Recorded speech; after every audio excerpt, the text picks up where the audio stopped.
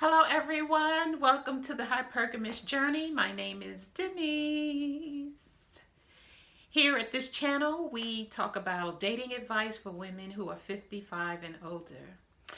So, the last video I did a movie review of Phantom Phantom Threads, and I left out a couple of points. I said that the designer, Daniel Day-Lewis, is the main character. I forgot his name. And he's a designer, and he meets and falls in love with, I guess he falls in love with this waitress who is about 20, 25, and he is in his 50s. And so she becomes his muse and his lover, and they have this really strange relationship, and she poisons him and doesn't kill him to kind of break his spirit because he's so the Lewis term is narcissistic, but he's very self-absorbed and wants everything to revolve around his world. And if you're going to come into a man's world who is high-powered and socializes with the creme de la creme, then you have to make some adjustments, because basically she came into his life and brought her youth. That's all she had. She didn't really have the traditional beauty. She did clean up pretty well, but she didn't have the traditional beauty, but she had youth and she had spunk. And so that is what got her into trouble. Her spunk is what got her into trouble with Daniel Day-Lewis. And he had his own world, and he had things that operated and he liked in a certain way. And his sister, who was a business partner with him, knew this.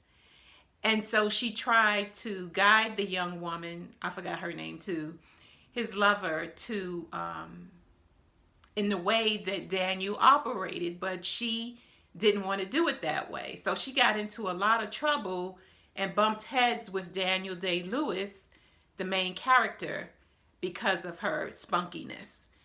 And so this young woman had both masculine energy and feminine energy. And she was switching back and forth in the movie. And that is partly what caused their conflict, is that she was switching back and forth in her energy. At periods in the movie, she was using her feminine energy. She said, "I love you" first. She kissed him first on the first date. She stayed the night on the first date at his place. So she kind of set it up that way where he knew through her behavior that it was his world that she was joining, rather than them coming together and leveraging what he needed and wanted from her, which was her spunkiness, her youth, and her perceived beauty, and what she could give him, which was be his muse. So he took her measurements and he used her measurements and her ideas to create fashion. And she in turn worked for him. So I think that's what happened with those two. And plus, Daniel Day-Lewis was just weird. He was weird, and so she ended up poisoning him, making him feel sick, and him needing her to take care of him. And she didn't want to kill him. She just wanted him to need her, because he didn't feel like he needed her.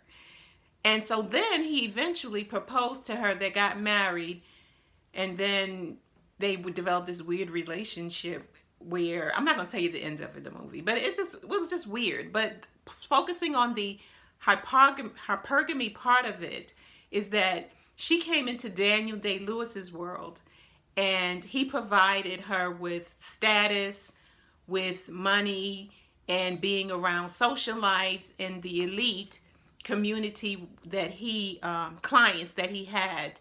And they were invited to lots of parties, which he didn't want to go to.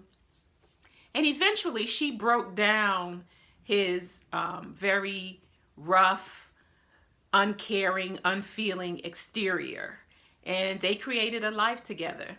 So watch the movie. I think it's really good in terms of the hypergamy point of view and how switching between masculine and feminine energy can cause problems in a relationship. Keep in mind, I'm on this journey with you. So us mature women who are used to providing for ourselves, people don't like this word submit, and I was one of those people. So maybe if somebody can come up, tell me another word for submit. But yeah, that we have to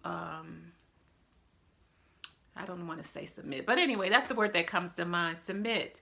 And it's not in a negative way either. It's not giving everything over to your partner or your husband, but it's recognizing that you have your place and he has his place, that we communicate differently, choosing your battles. This young woman got into a verbal confrontation with him, screaming and crying, and of course he was very non-emotional or unemotional about the argument. So watch the movie from the hypergamous lens and let me know your thoughts about it. It's a great movie, so just watch it. Thank you for dropping by. If you like this video, any of my others, like, share, subscribe, and I'll see you in the next video. Bye.